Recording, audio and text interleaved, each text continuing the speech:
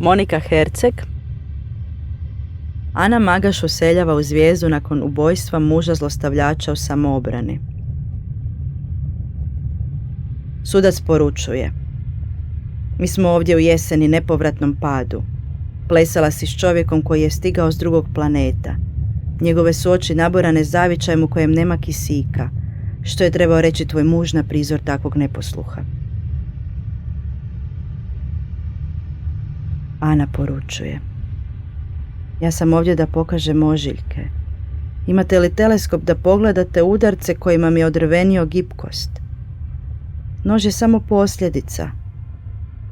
Sudac poručuje: nebitno gospođo, plesala si, ponavljam, sa strancem, nemoguća kao hladna fuzija. Zbilja misliš da nisi napela kuću do pucanja?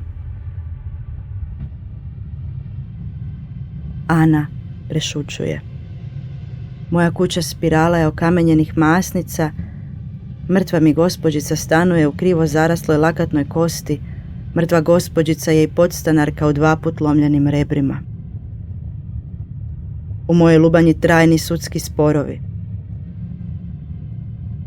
Mokro od suživota su ganućima, neka me nose u pravokutne sobe, u pravokutne krevete, u tople kalorične ručkove, šetnje u pravokutnim amplitudama.